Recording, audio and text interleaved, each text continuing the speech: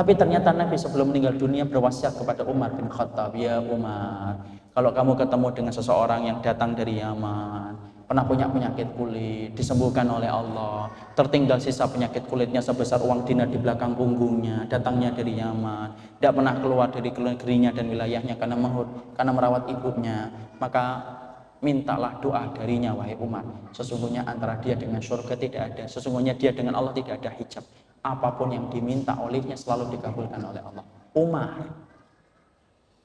Padahal antum tahu kan kedudukan Umar? Gimana kita mengetahui kedudukan Umar? Dijanjikan surga oleh Nabi. Orang yang menjadi sebab banyak turunnya ayat di dalam Al-Quran, Umar. Orang yang kemudian ditakutin setan kalau jalan di satu gang, berhadapan dengan gang yang sama, setan lebih memilih mundur daripada berhadapan dengan Umar. Padahal kita di majelis ilmu aja banyak setannya.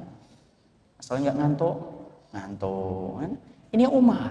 Tapi ternyata kemudian Rasulullah memberikan wasiat kepada Umar. Kalau kamu ketemu dengan seseorang yang bernama Uwais Al-Qarni, datang dari Yaman, pernah punya penyakit kulit, penyakit itu menjalar ke seluruh tubuhnya, disembuhkan oleh Allah, ditinggalkan sisa di belakang punggungnya, mintalah doa. Dan akhirnya Umar bin Khattab pernah bertemu rombongan dari Yaman setelah beliau menjadi khalifah. Umar berkata kepada rombongan Yaman itu, Afikum Uwais Al-Qarni, ada nggak di antara kalian itu Uwais Al-Qarni? Majulah fataqaddama ilaihi rajulun, datang menghadap kepada seorang laki-laki. Kemudian Umar bin Khattab berkata, apakah kamu datang dari Yaman? Pernah penyakit kulit? Iya. Seluruh tubuhmu kemudian terkena penyakit itu kulitnya? Iya. Lalu disembuhkan oleh Allah? Betul. Lalu ditinggalkan kemudian itu sebesar uang dinar di belakang punggungmu? Iya, di belakangku sini. Dan engkau tidak pernah keluar dari Yaman karena kemudian merawat ibumu yang sakit? Iya. Dan tidak pernah ketemu Rasul? Iya. Maka kemudian disitulah sampai kemudian Umar bin Khattab mengatakan, ud'uni, tolong doakan diriku. Kemudian Uwais Al-Qarni berkata, aqulaka bimislika ya Umar, apakah orang semacam diriku mendoakan dirimu wahai Umar? Karena Uwais Al-Qarni mengakui bagaimana hebatnya iman Umar bin Khattab radhiyallahu. Lalu kemudian Umar menyebutkan keutamaan Uwais Al-Qarni yang tidak pernah didengarkan oleh Uwais Al-Qarni dari Nabi. Disitulah baru Uwais Al-Qarni akan mendoakan Umar. Antum minta, antum tahu permintaannya Umar apa? Permintaan Umar cuma satu, tolong doakan semoga aku diampuni. Dan kemudian mengangkat tangan Uwais Al-Qarni supaya Umar bin Khattab diampuni dosanya. Siapa? Orang yang justru berbakti kepada orang tuanya, menjadikan pintu langit terbuka lebar dan tidak ada hijab antara dirinya dengan Allah. Itu loh sahabat akhi. Selamat datang di channel Langkah Iman Istiqomah. Jangan lupa like, komen, dan subscribe. Dan semoga kita semua mendapatkan ilmu yang bermanfaat. Amin. Ikhwan dan akhwat yang semoga Allah rahmati dan Allah berkahi. Sesungguhnya cinta bukan hanya cinta. Cinta itu bukan hanya cinta. Tetapi sesungguhnya cinta merupakan bagian penting dalam kehidupan kita. Syekhul Islam Ibnu Taimiyah mengatakan di dalam Majmu' Fatawa, dinukil oleh Syekh Shalih Fauzan dalam kitabnya Kitabut Tauhid, hati manusia itu tidak akan sempurna sampai dia mengumpulkan 3 komponen penting. 1, khauf, bahwasanya hati harus senantiasa takut kepada Allah. 2, roja, bahwasanya kita berharap kepada Allah atas rahmatnya dan ampunannya. Dan yang ketiga, mahabbah, bahwasanya kita ingin mendapatkan cinta dalam kehidupan kita ketika kita dicintai oleh Allah. Disitulah yang saya sampaikan bahwasanya cinta itu merupakan perkara yang penting. Makanya sampai Rasulullah di antara untaian doa yang beliau panjatkan kepada Allah bukan hanya meminta surga, bukan hanya meminta dijauhkan dari fitnah, dan bukan hanya pula ketika beliau meminta dijauhkan dari neraka. Tapi di antara doa yang dipanjatkan oleh Nabi ketika Nabi meminta kekuatan 3 cinta yang terukir dalam doa yang indah ketika beliau menyebutkan apa 3 cinta yang diminta oleh Nabi. Ketika beliau mengatakan, Allahumma inni as'aluka hubbaka wa hubba man yuhibbuka wa hubba amalin yuqarribuni ila hubbika. Ketika Nabi mengatakan dalam untaian doanya, ya Allah, aku minta kepadamu cintamu dan ridhomu, dan aku meminta cinta orang yang mencintaimu, dan aku meminta amalan yang paling kau cintai, yang paling cepat mendekatkan aku kepada cintamu. Di situ kita paham cintanya Allah itu penting. Cinta orang yang mencintai Allah ketika antum bergandengan tangan dengan orang yang mencintai Allah dan menuju kepada akhiratnya penting. Dan ada yang ketiga, cinta kepada amal yang paling dicintai oleh Allah itu penting. Karena sesungguhnya barang siapa yang disibukkan dengan amal yang paling Allah cintai, menjadikan antum lebih mudah dicintai oleh Allah ketika antum dimudahkan beramal pada perkara-perkara yang besar prioritasnya di hadapan Allah. Karena kita khawatir kalau kita tidak menyebutkan doa ini, kita akan disibukkan oleh setan. Karena sesungguhnya Imam Ibnu Qayyim menyebutkan salah satu jebakan iblis bukan hanya menjebak antum untuk melakukan zina, bukan hanya menjebak antum untuk melakukan dosa ketika membunuh dan minum khamr, tapi salah satu jebakan lembut iblis itu adalah menyibukkan kita dalam perkara amal yang sedikit pahalanya supaya kita diluputkan dari amalan yang besar. Makanya inilah yang menjadikan kita memahami Rasul paham umurnya terbatas. Dan kita terkadang ketika beribadah kepada Allah, kita banyak hambatannya. Makanya kita meminta sama dengan apa yang diminta oleh Rasul. Minta kepada Nabi, minta kepada Allah, supaya kita dimudahkan beramal dengan amalan yang paling dicintai oleh Allah. Supaya dengan amalan itu menjadikan kita cepat dicintai dan diridhai oleh Allah ketika kita melakukan itu dalam kehidupan kita. Analogi sederhananya, antum nanti kalau sudah punya istri, karena kelihatannya yang depan-depan ini belum punya istri, kelihatannya belum ada beban hidupnya. Antum kalau kemudian nanti punya istri, kalau kemudian antum dimasakkan oleh istri antum, tetapi masakan istri antum bukan masakan yang antum senangi, biasanya antum akan biasa ketika antum mengucapkan terima kasih. Antum sukanya dengan pecel, tetapi dimasakkan dengan sayur lodeh. Maka kemudian ketika dimasukkan lodeh, antum akan mengatakan biasa, syukron ya Mi, terima kasih.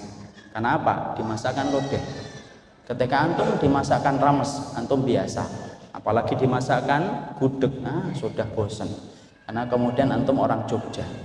Tapi ketika antum tiba-tiba dimasakkan istri antum dengan pecel, dan pecel itu merupakan makanan yang paling antum senangi, maka antum pasti responnya berbeda ketika antum dimasakkan dengan sayur lodeh dan gudeg.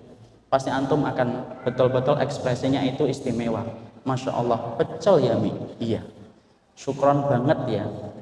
Ada bangetnya. Kenapa? Karena sesungguhnya sarapan itu merupakan sarapan yang antum senangi daripada sarapan lodeh dan sarapan gudeg. Itu analogi sederhana. Memang kita diperintahkan oleh Allah untuk beribadah. Dan kita tidak boleh meremehkan ibadah sekecil apapun. Tapi tahukah kita ada amal yang lebih dicintai oleh Allah daripada amal yang lain, di mana kita harus paham tentang perkara itu supaya kita lebih mudah untuk dicintai oleh Allah. Karena barang siapa yang telah menyibukkan dirinya dengan perkara-perkara besar di hadapan Allah, maka dialah yang berpeluang besar untuk dicintai dan diridhai oleh Allah dalam kehidupan. Dan inilah yang menjadikan kita hari ini akan menyampaikan tentang tema yang telah dipilih. Bagaimana kita memilih tema dalam kesempatan hari ini untuk mahasiswa UGM dan sekitarnya. Kita memilih tentang tema, ya Rabb, sabarkan jiwaku. Karena sesungguhnya tahukah kita, salah satu di antara anak tangga yang paling cepat untuk menjadikan kita dicintai oleh Allah, yaitu adalah ketika kita melapisi kehidupan kita dengan kesabaran kita kepada Allah. Disitulah akhirnya kita paham. Makanya Allah ketika mewajibkan sabar dalam kehidupan orang yang beriman, Imam Ahmad bin Hanbal itu mengatakan, Allah ketika perintahkan ana dan antum untuk sabar, bukan pada 10 ayat, bukan pula pada 20 ayat. Tetapi Imam Ahmad ketika mengatakan bahwasanya perintahnya bagi kita untuk sabar, maka Allah perintahkan sampai 90 tempat. 90 ayat Allah perintahkan kita untuk sabar, saking besarnya kedudukan sabar di hadapan Rabb yang kita minta pertolongannya setiap waktu. Makanya Allah sebelum memerintahkan ana dan antum untuk sabar, Allah telah mewajibkan kepada zatnya untuk sabar dalam segala perlakuan makhluk kepada sang Khalik, yaitu adalah Allah. Makanya Nabi mengatakan dalam hadis riwayat Ibnu Majah, laisa syai'un wa laisa ahadun asbar al-adha minallah wa innahum la yad'una lahu waladan wa innahum la yu'afihim wa yarzuquhum.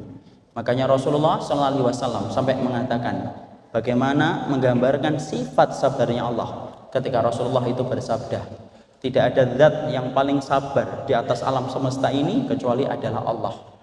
Karena sesungguhnya Allah dituduh punya anak, padahal yang menuduh Allah itu punya anak, sesungguhnya Allah tetap memberikan rezeki dan kesehatan kepada mereka, tetapi Allah pun telah dituduh memiliki anak. Padahal perkataan bahwasanya Allah itu punya anak, itu perkataan yang apabila dibebankan kepada langit, sesungguhnya langit itu akan menjadi pecah karena beratnya perkataan itu di hadapan Allah. Tetapi Allah sabar. Makanya Allah pun sabar ketika menghadapi kita. Banyak akhi di antara kita jadi walinya Allah ketika di tengah keramaian, tapi menjadi walinya setan di tengah kesepian. Tapi Allah sabar. Allah masih menunggu kita untuk bertaubat. Allah masih memberikan kesempatan bagi kita untuk kembali kepadanya. Makanya Allah sebelum memerintahkan kita untuk sabar, tidak ada zat yang mewajibkan dirinya untuk sabar kecuali adalah Allah. Makanya Allah pun mewajibkan kepada setiap para nabinya untuk selalu bersabar. Tidak ada nabi yang Allah utus dalam kehidupan ini kecuali karena sifat sabarnya mereka.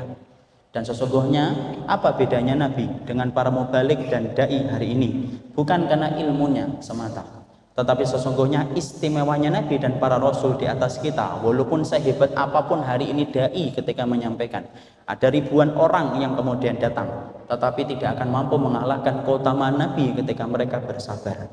Makanya sampai Allah mengatakan bahwasanya supaya kita mengambil kesabaran sebagaimana sabarnya para nabi.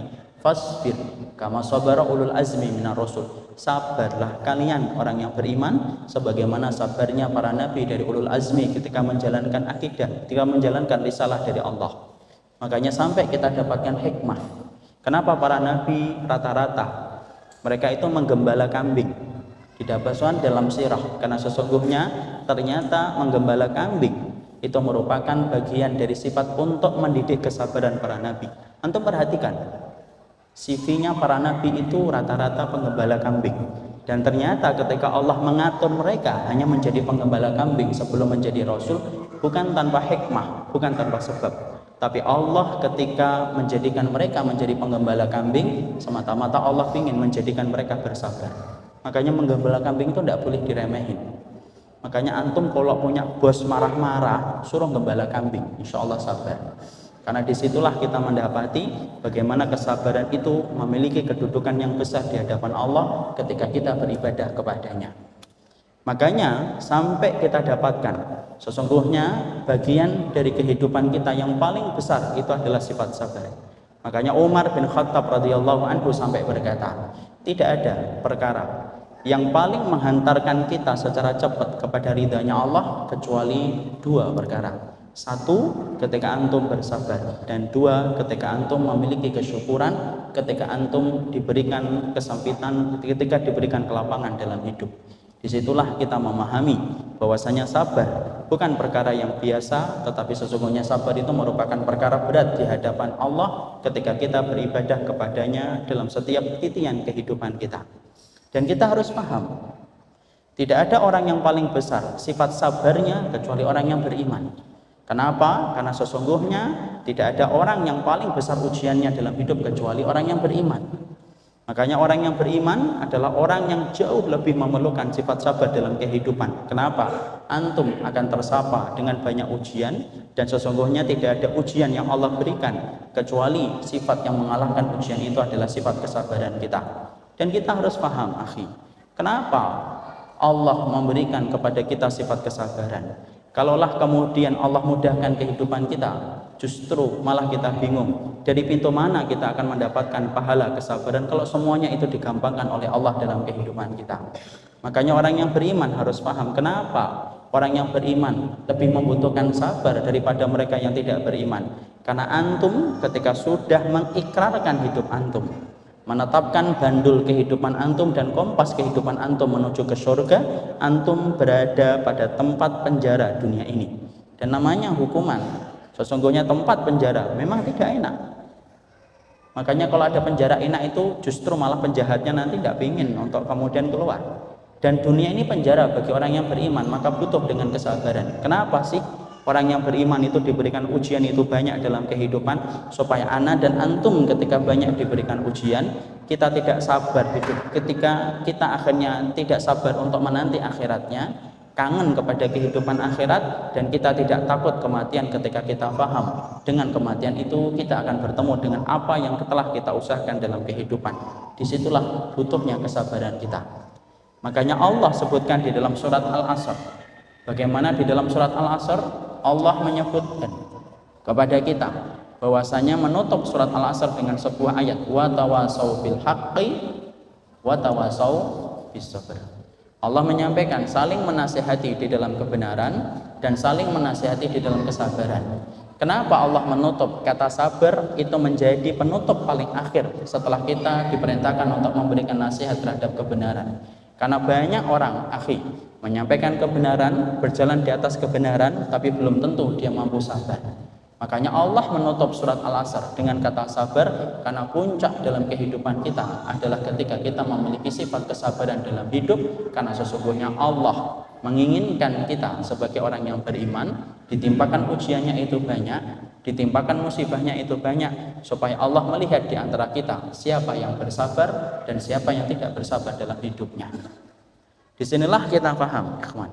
Setelah kita paham tentang bagaimana kedudukan sabar dalam kehidupan kita, tahukah kita bahwasanya ternyata sabar itu tidak sederhana yang sering kita dengarkan selama ini. Kita sering dulu menganggap sabar itu hanyalah ketika mendapatkan musibah. Ketika kita mendapatkan saudara kita meninggal ibunya, kita katakan sabar.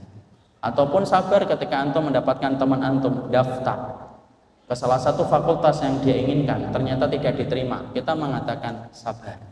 Ketika kita melihat ada teman kita melamar akhwat dan ditolak oleh sang akhwat, antum mengatakan sabar. Kita sering memahami sabar itu hanya dalam perkara-perkara yang semacam itu.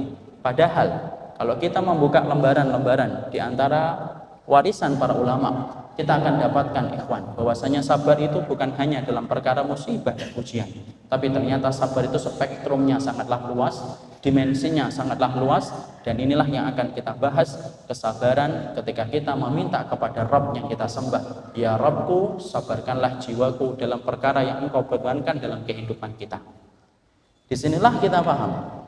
Para ulama salafus salih itu kemudian mengatakan dan menerangkan kepada kita, sesungguhnya sabar itu terbagi menjadi 3, di mana kemudian sabar yang pertama kedudukannya lebih besar daripada sabar yang kedua, sabar yang kedua lebih besar daripada sabar yang ketiga, dan sabar yang ketiga merupakan sabar yang paling rendah kedudukan pahalanya di sisi Allah dibandingkan dengan sabar yang pertama. Tapi sebelum kita menyampaikan tentang ini, antum paham tidak ada amal yang Allah tidak pernah sebutkan detail balasannya kecuali salah satunya adalah sabar. Ya, jadi kalau antum bertanya amal apa Ustaz yang pahalanya dirahasiakan oleh Allah, setidaknya 2. 1, orang yang beramal di bulan Ramadan. 2, orang yang bersabar.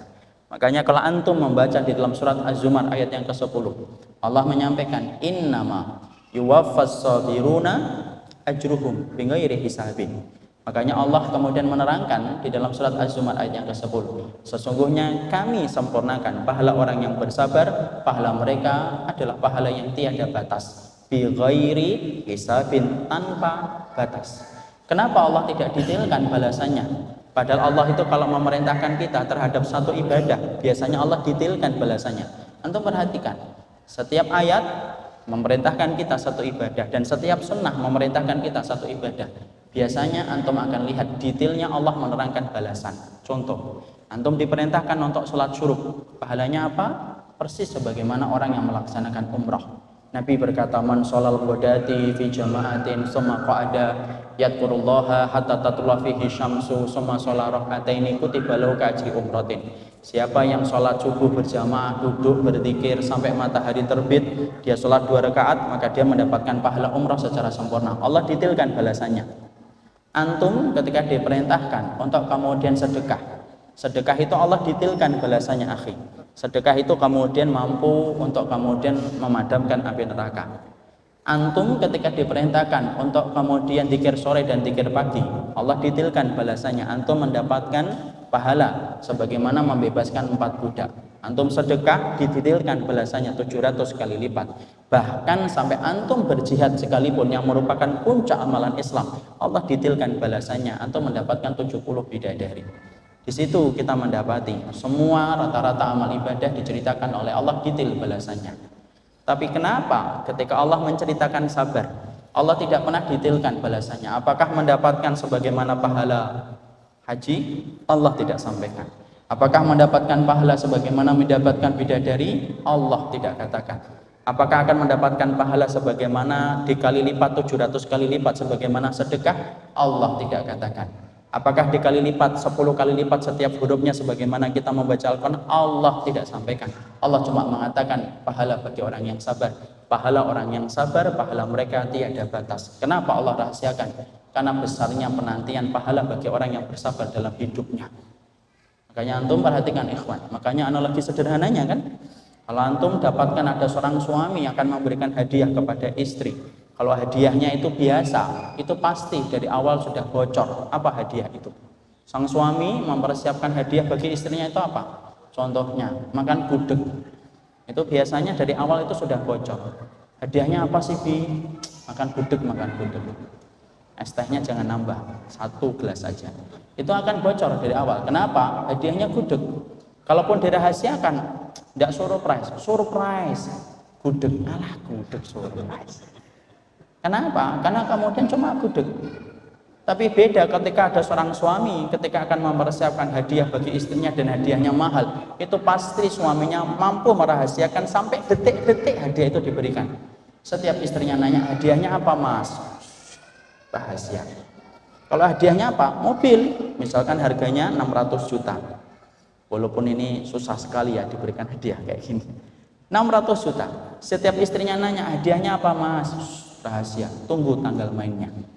Bahkan ketika sudah tinggal hari hanya tinggal ngasih kunci aja, masih banyak syaratnya. Ayo hitung dulu dari 100 ya, mundur 199. Kenapa? Karena hadiahnya mobil. Dan disitulah kita paham kenapa Allah merahasiakan pahala orang yang bersabar. Karena sesungguhnya Allah paham tidak ada pahala yang paling besar sampai mizan itu tidak mampu menampung keutamaan kecuali adalah keutamaan bagi orang yang bersabar, karena disitulah letak kebaikan dalam kehidupan kita. Orang yang berjihad belum tentu sabar. Masa Ustaz? Iya. Mana dalilnya orang yang sabar? Orang yang berjihad itu belum tentu sabar. Antum perhatikan bagaimana kisah yang disampaikan oleh Rasulullah. Ketika Nabi sedang duduk-duduk bersama dengan para sahabat, ada orang yang berkecamuk dalam peperangan begitu gagah berani, dan betapa banyak darah yang tercacar dalam pedangnya ketika dia membunuh banyak orang-orang Quraisy musyrikun. Kemudian Rasulullah berkomentar kepada para sahabat, kalian tahu tentang orang itu? Iya. Min ahlil jannah atau min ahlin nar. Dia itu termasuk penduduk surga atau penduduk neraka. Lalu kemudian para sahabat langsung menjawab, innahu min ahlil jannah. Ya Rasul, sesungguhnya dia itu adalah penduduk surga. Kemudian Rasulullah menyampaikan jawaban yang berbeda, 180 derajat dengan jawaban para sahabat, la innahu min ahlin nari. Dia termasuk penduduk neraka. Maka kemudian akhirnya para sahabat itu bingung, bagaimana ada orang yang berjihad, gagah berani, menumpas orang-orang yang memusuhi Allah, tapi dikatakan oleh Nabi sebagai penduduk neraka. Padahal kita paham, tidak ada derajat yang paling mendekatkan kita kepada Allah kecuali derajat orang yang mati syahid. Derajat mereka dekat dengan derajat para Nabi di surga. Maka ada satu sahabat yang penasaran dengan apa yang disampaikan Nabi. Dia ikutin, dia ngintil dia sama sahabat yang dikatakan Nabi bahwasanya dia penduduk neraka. Dia perhatikan bagaimana kemudian sahabat tadi menumpas, menerjang barisan musuh dan banyak membunuh orang-orang Quraisy ketika mereka memerangi Allah dan Rasulnya. Tapi akhirnya satu waktu dia tersambet dengan sabetan pedang, jatuh dari kudanya. Ketika dia menghadapi sakaratul maut, dia tidak mampu sabar untuk menunggu proses ketika dicabutnya nyawa. Dia melihat sebilah pedang yang ada di sampingnya. Ketika nyawanya tersengal-sengal, dia tidak sabar untuk merasakan sakitnya. Diraih pedang tersebut, ditusukkan ke tubuhnya berkali-kali dan akhirnya mati. Bukan mati syahid, tetapi matinya mati bunuh diri ketika tidak sabar dalam sepersekian waktu yang apabila dia mampu bersabar, tentunya akan berubah nasib akhirnya di akhirat. Disitulah kita paham, sabar itu puncak kebaikan. Makanya kemudian ketika kita mendapati apa perkara yang paling berat, bukan jihad, bukan menuntut ilmu, bukan pula ketika antum sholat, tetapi yang paling berat dalam kehidupan kita menuju kepada ridhanya Allah, yaitu adalah ketika kita diperintahkan oleh Rabb yang kita cintai, Rabb yang mewajibkan sabar, ketika Allah perintahkan kita untuk bersabar. Disitulah kita paham sabar. Pahalanya dirahasiakan oleh Allah, tidak pernah Allah sampaikan pahala orang yang bersabar, karena kedudukan yang menanti bagi orang yang bersabar dalam hidupnya. Sekarang kita kembali dari penjelasan tadi. Sabar ikhwan, bukan hanya sabar ketika menghadapi ujian, sebagaimana tadi kita sebutkan contoh kasus-kasusnya. Tapi termasuk di antara sabar yang dijelaskan para ulama itu ada 3. Sabar yang pertama, sabar di dalam ketaatan. Ini merupakan sabar yang paling tinggi. Nanti kita sebutkan yang pertama bagaimana. Sabar yang kedua, sabar ketika kita meninggalkan larangan. Kemudian sabar yang ketiga, sabar ketika kita menghadapi ujian dan musibah. Disinilah kita paham, inilah bentuk sabar. Dan kita akan terangkan satu persatu poin ini, karena sesungguhnya antum tidak akan pernah meminta kepada Allah sifat kesabaran kalau antum tidak paham betapa besarnya kedudukan ini dalam kehidupan kita beribadah kepada Allah. Sekarang yang pertama, sabar ketika menghadapi atau menjalankan ketaatan. Kenapa merupakan sabar yang paling besar kedudukannya? Jauh melebihi sabarnya kita ketika menghadapi ibu kita meninggal dunia. Kenapa sabar ini menduduki keutamaan sabar ketika kita menghadapi larangan? Maka sesungguhnya para ulama menyampaikan sabar di dalam melakukan ketaatan itu merupakan yang paling besar. Kenapa kedudukannya itu paling besar pahalanya? Karena sabar dalam ketaatan akhi tidak bisa dilakukan hanya di satu musim, tetapi sesungguhnya sabar dalam ketaatan itu dilakukan dalam segala musim sampai kita menutup mata. Antum ketika menghadapi ujian, antum sabar, yang memang pilihannya cuma 2. Antum tiba-tiba berdering telepon antum jam 2 malam, kemudian antum angkat, dikatakan di ujung telepon, ibu antum meninggal baru saja. Antum tidak ada opsi kecuali 2. Antum sabar, dan itu pun ibu antum meninggal tetap. Antum tidak sabar marah-marah banteng handphone, walaupun setelah itu tidak bisa beli handphone lagi, tetapi antum juga tidak akan mengembalikan keadaan. Kenapa? Ibu antum tetap meninggal dunia. Orang yang sabar menghadapi musibah, kenapa kok paling sedikit pahalanya? Karena pilihannya cuma 2, sabar atau tidak sabar. Beda dengan ketika kita sabar melakukan ketaatan, pilihannya lebih banyak. Dan semakin banyak pilihan itu antum padamkan satu persatu opsi-opsi yang ada untuk antum tetapi ketaatan itu, itulah yang menjadikan lebih besar sabar dalam ketaatan daripada sabar ketika menghadapi musibah. Contoh, sholat jamaah itu sabar. Karena antum ketika sholat berjamaah banyak pilihan yang antum bisa lakukan. Antum bisa duduk-duduk, antum bisa ngeteh di rumah, antum bisa sambil tiduran, antum bisa mengukurkan waktunya nanti. Tapi antum semua padamkan semua opsi itu. Lalu antum datangi itu kemudian ketaatan itu, antum bersabar atas sholat jamaah itu sampai antum menutup mata, itulah sabar. Sampai kemudian menduduki perintah yang paling besar dan kedudukan pahalanya paling tinggi. Antum datang ke kajian dan sabar ketika ngikutin kajian, maka sesungguhnya itu sabarnya mengalahkan banyak opsi. Habis duhur, yang paling enak itu apa? Tiduran, akhi. Habis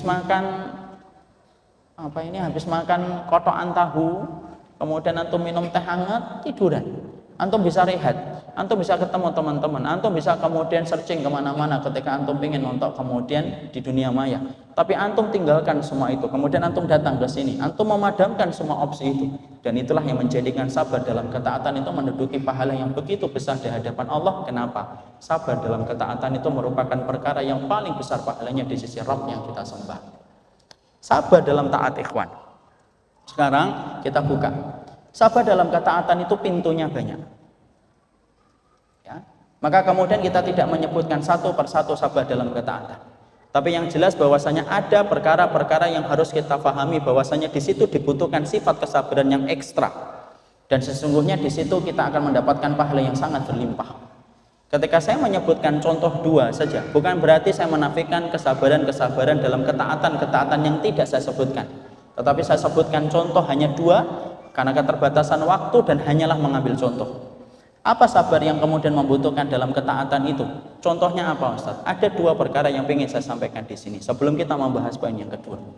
Sabar dalam ketaatan itu yang pertama, yaitu adalah sabarnya anak solih ketika mereka menghadapi orang tuanya berudur, berumur, dan berusia lanjut. Itu yang pertama. Dan ini termasuk sabar di dalam ketaatan. Antum faham, ikhwan? Tidak ada kesolihan kecuali berbanding lurus dengan tingkat baktinya seorang anak kepada orang tua. Hari ini ketika antum menjadi orang yang lebih sukses dalam kacamata manusia, antum kuliahnya di UGM, padahal orang tua antum cuma di SD, cuma di SMP. Wallahi, sesungguhnya kesolihan antum tidak diukur sekolah mana yang antum datangi, tetapi sesungguhnya kesolihan antum dan kesolihan saya itu diukur bagaimana tingkat baktinya kita kepada orang tua kita. Makanya kemudian berbakti kepada orang tua harus perlu kesabaran atau tidak? Harus perlu kesabaran. Bahasa kita beda dengan bahasa orang tua kita. Cara pandang kita berbeda dengan cara pandang orang tua kita. Cara memandang hidup mungkin ada yang beda antara orang tua dengan anak. Tetapi disitulah Allah memberikan kepada kita sebuah perintah supaya bersabar di dalam kesabaran kita menghadapi orang tua. Makanya sampai Ibnu Abbas radhiyallahu anhu itu menerangkan ada 3 ayat yang Allah tidak akan terima 3 ayat itu sampai antum menyertakan dengan 3 amal penyertanya. 1, sholatnya antum tidak diterima sampai antum membayarkan zakat. Makanya perintah di dalam Al-Quran, aqimus sholah wa atuz zakah. Aqimus sholah wa atuz zakah. Tegakkan sholat, bayarkan zakat. Yang kedua, taatnya antum kepada Allah tidak akan diterima sampai antum taat kepada Rasul. Makanya perintahnya di dalam Al-Quran apa? Atiullah wa atiur Rasul. Atiullah wa atiur Rasul. Bergandengan. Yang ketiga, syukurnya kita tidak akan diterima oleh Allah. Kata Ibnu Abbas, syukurnya ana dan antum tidak akan diterima oleh Allah sampai kita syukur dulu kepada orang tua kita. Baru barang siapa orang yang mampu membalas setiap sedotan air susu yang pernah dia minum dari ibunya, dan siapapun yang mampu membalas setiap keringat yang pernah diberikan oleh bapaknya ketika dia hidup, wallahi disitulah syukurnya baru diterima ketika orang tuanya merasa anak itu telah berbakti kepada mereka. Jangan pernah menepuk dada mengatakan saya bersyukur sama Allah, tapi kemudian ibu kita meneteskan air mata, tetapi kemudian bapak kita berkelam dalam sedihnya. Wallahi Allah tutup pintu langit dan Allah tidak ada hajat untuk menerima syukurnya kita sampai kita bersyukur kepada orang tua kita, dan itu butuh sabar. Makanya kemudian antum pahami, tidak ada kebaikan yang Allah segerakan di atas muka bumi ini balasannya di dunia sebelum Allah membalas kebaikan itu di akhirat, kecuali apa? Berbakti sama orang tua. Dan Nabi pun mengatakan tidak ada kejahatan yang Allah balas di dunia sebelum kejahatan itu nanti dibalas di akhirat, kecuali kejahatan kepada orang tua, yaitu adalah uququl walidain, durhaka sama orang tua. Makanya kemudian sampai kita dapati semua apapun yang antum dapatkan dan antum raih hari ini, ikhwan, apapun itu, semua kemudahan hidup yang antum rasakan hari ini, wallahi itu bukan karena antum hebat dalam proses antum dan keuletan antum, tetapi sesungguhnya hebatnya kita dalam memperoleh kebaikan dan kemudian dalam hidup separuhnya ditopang dari doa-doa yang dipanjatkan dan keberkahan itu datang dari orang tua kita. Makanya Ibnu Abbas radhiyallahu anhu ketika beliau mendapati ibunya meninggal dunia, sedih betul beliau, berkalang dalam sedihnya, tenggelam dalam pilunya, tetesan air matanya begitu banyak, tapi beliau tidak niyahak, bukan, beliau tidak kemudian meratap, beliau nangis, tapi nangisnya tampak sedihnya.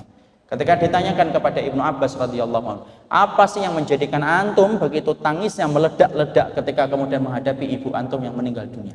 Maka kemudian Ibnu Abbas berkata, Ibnu Umar berkata, karena aku dapati hari ini pintu surga telah tertutup yang paling indah, yaitu pintu tengahnya surga, semenjak menutup mata ibuku ketika dia telah kembali kepada Allah. Disitulah kita paham, jangan remehkan sabar ini. Karena sesungguhnya sabar yang antum lakukan hari ini, karena ini saya lihat adalah anak-anak muda, di antara perkara yang sering dihadapi ketika kita belajar adalah bagaimana anak-anak yang baru belajar itu kadang-kadang justru tidak sabar menghadapi orang tuanya. Ketika antum merasa bahwasanya pengetahuan antum lebih banyak daripada pengetahuan ibu dan bapak antum, ketika antum merasa bahwasanya ngajinya antum yakin lebih dekat kepada kebenaran daripada apa yang dipelajari ibu dan bapak kita, wallahi kadang-kadang setan itu membengkokkan supaya kita tidak sabar menghadapi orang tua kita. Mana ada kesolihan yang mampu untuk kemudian disejajarkan kepada orang ketika dia tidak sabar kepada orang tuanya. Karena sesungguhnya antum tahu, sampai pahala orang yang jihad sekalipun gagal memasukkan orang ke neraka ketika mereka itu durhaka sama orang tua ketika tidak sabar. Antum dapati akhi, di depan pintu surga itu ada sebuah tempat yang disebut A'raf, kata Ibnu Abbas, yang disebutkan oleh Imam Ad-Dhahabi dalam kitabnya Al-Kabair. Tempat itu adalah tempat yang diperuntukkan bagi orang yang berjihad, dia jihadnya karena Allah tetapi tidak bisa masuk surga. Antum pasti bingung, bagaimana orang yang jihad tidak masuk surga padahal niatnya tulus karena Allah. Maka kemudian diterangkan oleh Nabi SAW, itu adalah tempat bagi orang yang berjihad. Tetapi ketika dia mendapatkan syahadah dalam perjuangannya, dia bersama dengan itu durhaka kepada ibu dan bapaknya. Maka kemudian dia tidak bisa masuk neraka. Kenapa? Allah semenjak ciptakan neraka, Allah haramkan api neraka untuk membakar orang yang menetes darahnya di dalam perjuangan. Tetapi dia tidak bisa masuk surga. Kenapa? Karena pintu surga tidak mampu dilewati sama orang yang durhaka kepada orang tuanya, walaupun anak dan antum berjihad sampai mati. Kenapa? Tidak ada kedudukan yang paling besar, kedudukan kita menjadi orang yang soleh, kecuali berbaktinya kita kepada orang tua kita dulu. Sabarnya kita menghadapi mereka, dan bagaimana kita menyabarkan jiwa kita ketika bermuamalah dengan mereka.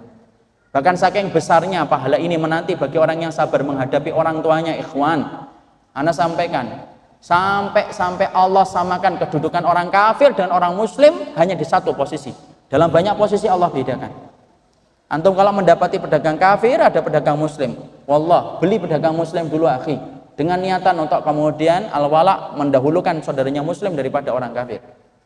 Antum memiliki kemudian tetangga kafir dengan muslim, beda bagaimana perlakuan kita ketika lebih mendahulukan tetangga kita yang muslim daripada yang kafir. Tapi tahukah antum ada satu kedudukan yang Allah tidak pernah bedakan antara muslim dengan kafir? Apa kedudukan yang Allah tidak pernah bedakan antara muslim dan kafir dalam satu posisi? Yaitu ketika mereka menjadi orang tua kita, Allah tidak bedakan. Antum tetap diperintahkan berbuat baik dan tidak mengatakan apapun dari kata dan kasar, walaupun mereka kafir, karena besarnya kedudukan itu di hadapan Allah. Makanya sampai orang yang durhaka sama orang tua, ketika kemudian orang itu tidak sabar menghadapi orang tuanya, itu sampai kita akan dapati Allah membayar cash kontan. Anak-anak antum kelak akan berlaku persis sebagaimana antum memperlakukan orang tua antum dulu. Makanya kemudian ada sebuah kisah dari zaman salafus saleh. Ada seorang ulama, Tsabit al-Bunani rahimahullahu ta'ala, pernah mendapati ada seorang anak nampar orang tuanya di tengah pasar. Maka Tsabit al-Bunani dengan tingkat ilmunya, kewaraannya, solihnya, dan zuhudnya, tidak rela melihat kemungkaran itu. Dihampiri anak itu untuk dipukul balik karena telah berani menampar ayahnya di tengah-tengah pasar. Apa yang terjadi? Ketika dia akan menampar orang itu, orang tuanya, ayahnya yang ditampar itu menahan tangan Tsabit al-Bunani dan mengatakan, "Dak, biarin aja. Dia menampar kamu, biarin. Kenapa kamu biarkan dia menampar dirimu? Karena hari ini aku sedang membayar hutangku." Apa? Karena dulu aku pernah menampar ayahku tepat pada waktu hari ini anakku menampar pipiku. Disitulah kita paham. Jadi kemudian akhirnya kita mendapatkan apa? Disitulah sampai kita mendapatkan perkataan dari Wahab bin Munabbih, "Man waqara walidayhi razaqahullahu waladan yuwaqqiruhu wa man lam yuwaqqir walidayhi lam razaqahullahu waladan lam yuwaqqiruhu."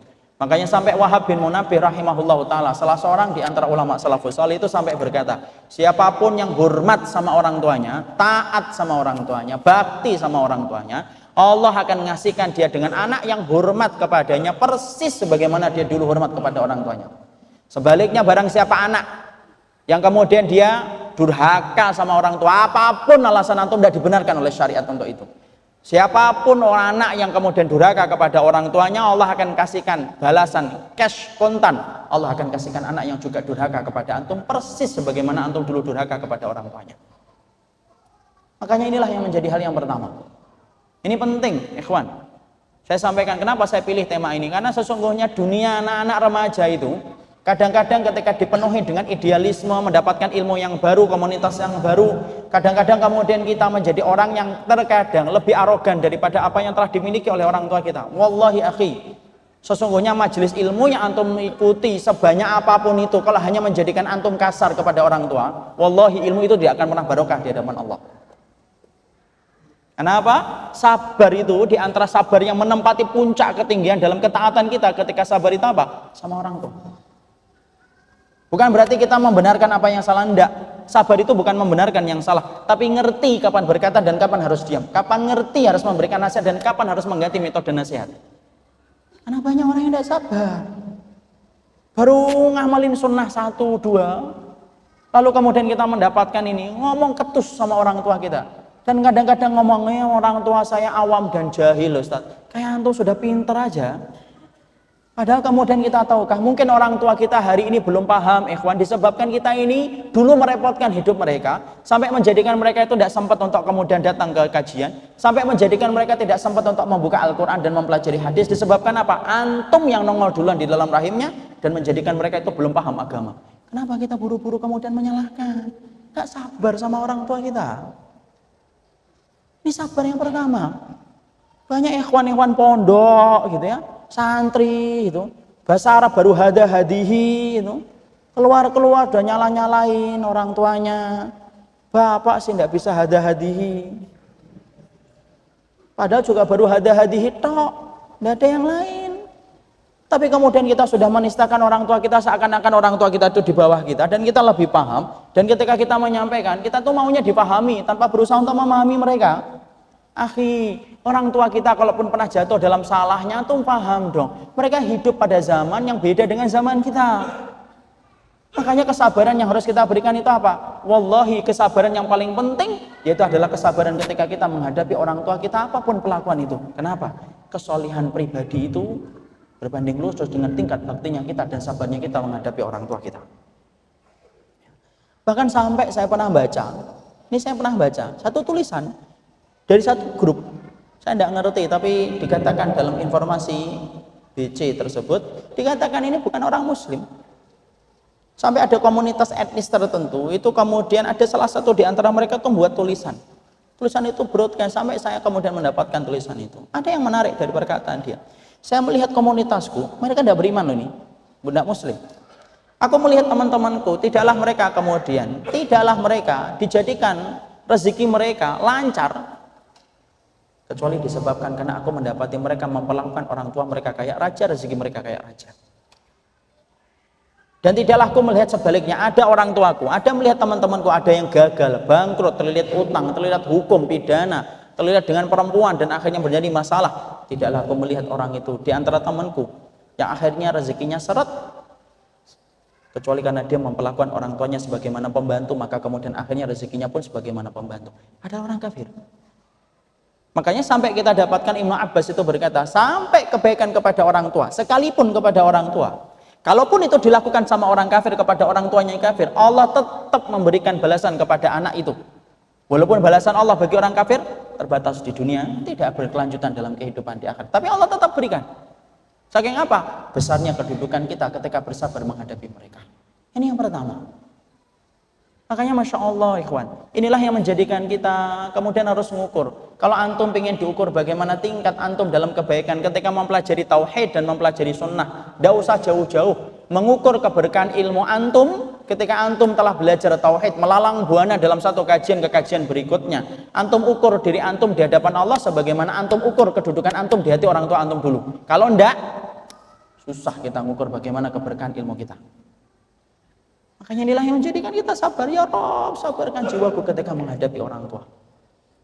Ikhwan, apapun benarnya antum, kita tetap menjadi anak. Kita tetap menjadi bayi. Kita tetap menjadi anak kecil di hadapan orang tua. Walaupun terkadang kita benar. Walaupun kemudian kita harus ngerti bagaimana kita membahasakan mereka itu. Bagaimana membahasakan hasad kepada mereka. Tapi itulah itu sabaran. Makanya sampai Nabi SAW pernah ngaminkan doanya. Malaikat Jibril ketika Nabi itu naik mimbar, mimbarnya Nabi ada 3 lantai, ada 3 tingkat. Kemudian Nabi ketika naik mimbar yang pertama, amin. Naik mimbar yang kedua, amin. Naik mimbar yang ketiga, amin. Para sahabat celinguk, yang diaminkan siapa?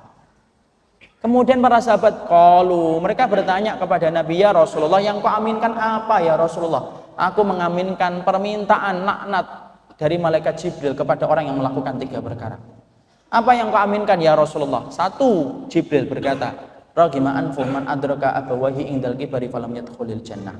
Celaka sekali anak yang mendapati kesempatan untuk mendapatkan orang tuanya ketika tua dan sepuh, kok bisanya anak itu tidak bisa masuk surga. Yang kedua, celaka sekali orang yang mendapatkan Ramadan tetapi dia sampai selesai Ramadannya tidak diampuni oleh Allah, dan celaka sekali orang yang mendengarkan namaku tetapi tidak berselawat kepada diriku. Yang pertama apa sih? Yang pertama itu kecelakaan, bukan ketika antum ditusuk sama preman di pinggir jalan. Itu celaka dalam kehidupan dunia, tapi belum tentu di akhirat.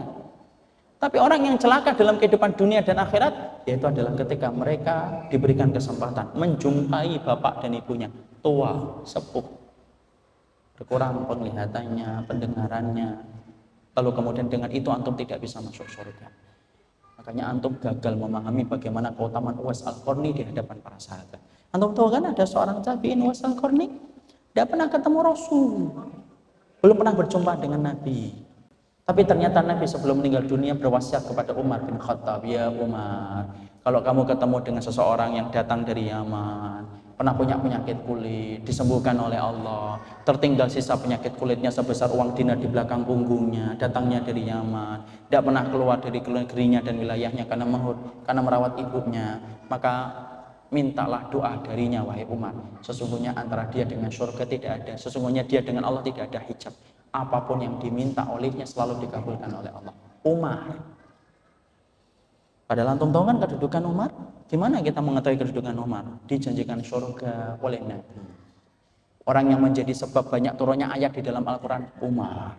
Orang yang kemudian ditakutin setan kalau jalan di satu gang, berhadapan dengan gang yang sama, setan lebih memilih mundur daripada berhadapan dengan Umar. Padahal kita di majelis ilmu aja banyak setannya. Asalnya nggak ngantuk kan? Ini Umar.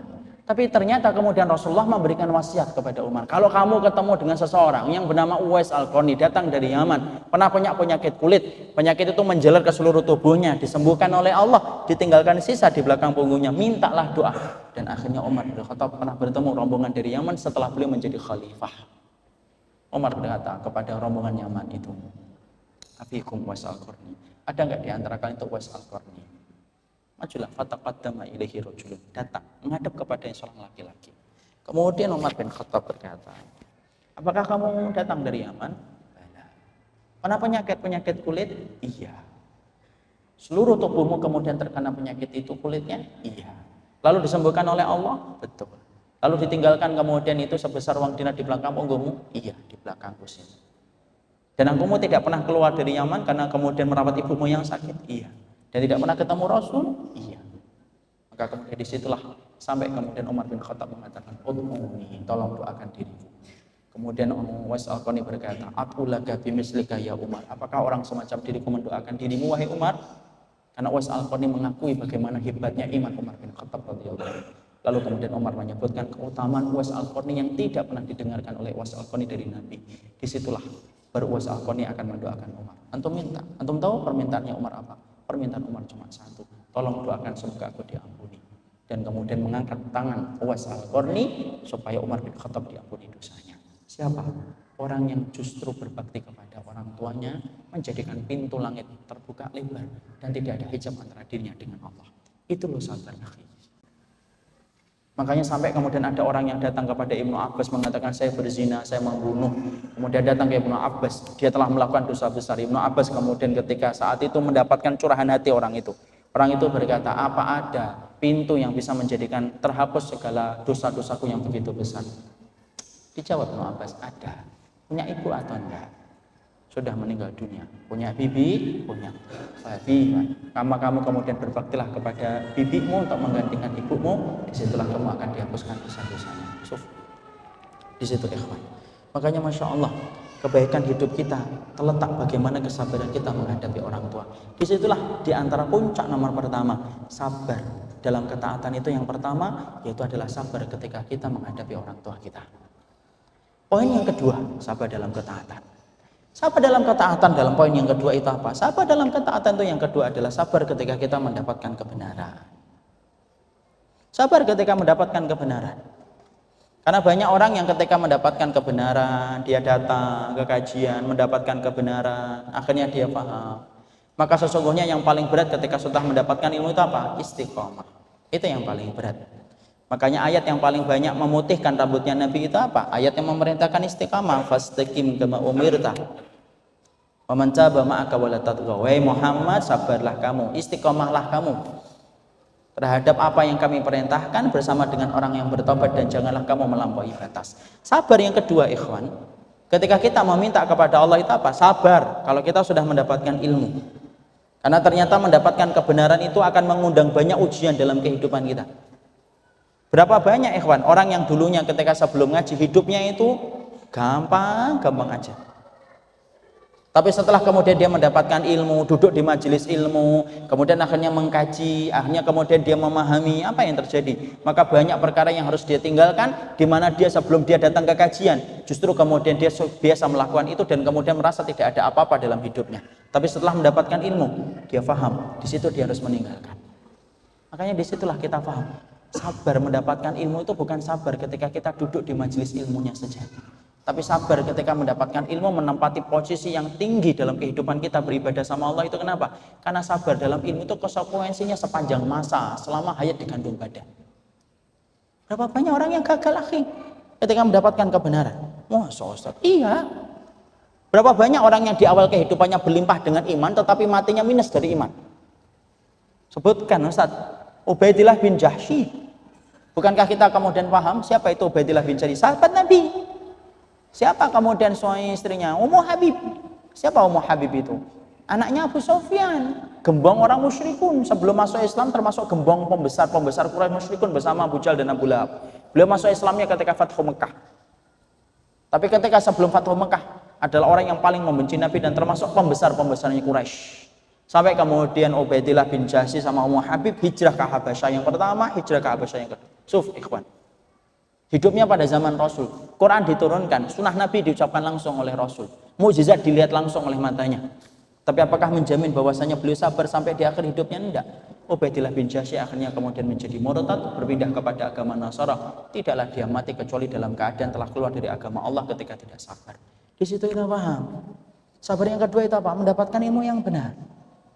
Makanya hari ini akhi, ketika kita mencoba untuk mengganti kompas kehidupan kita dari segala macam pemikiran-pemikiran yang menjauhkan kita dari Nabi dan para sahabat, kalaupun akhirnya kita hari ini hadir dalam satu panggung yang bernama panggung untuk ngikutin Rasul dan para sahabat, ingat, itu butuh sabar. Karena banyak yang akan kemudian menggelincirkan kita dari jalan kebenaran itu. Ya, apalagi di universitas, kampus, yang kemudian dianggap menjadi tempat yang paling tepat untuk meraih kader. Dan banyak orang yang menjajakan pemikiran-pemikiran yang kemudian sifatnya menyimpang dari apa yang disampaikan Rasul dan para sahabat. Makanya hari ini ketika Allah telah memilih antum, lalu kemudian antum sudah mulai mempelajari bagaimana indahnya untuk ngikutin Rasul dan ngikutin para sahabat, ikhwan. Yang paling berat bukan pertama kali ketika ngaji. Yang paling berat bukan ketika pertama kali antum mulai menikmati kajian ilmu bersama dengan para ustadz yang menyampaikan kalam Allah dan kalam Rasul. Yang paling berat sabarnya kita di atas jalan ini ketika kita sampai kita meninggal dunia. Kenapa? Panggung kebenaran itu sedikit pengunjungnya, banyak komentatornya. Makanya Masya Allah, sabar itu berat itu dalam mendapatkan ilmu. Berat akhi. Ada seorang ikhwan itu habis kajian, ngikutin saya habis kajian. Kemudian nangis, dia cerita sama saya, Masya Allah Ustaz, tadi materinya pas dengan saya. Antum tahu materinya apa saat itu? Itu materi tentang al-kabair, dosa-dosa besar. Saat itu materinya tentang dayus. Dayus itu apa? Dayus itu adalah rojulun, laki-laki yang kemudian membiarkan kemaksiatan terjadi kepada keluarganya. Itu dayus. Alladzi yuqirul khabitha fi ahlihi.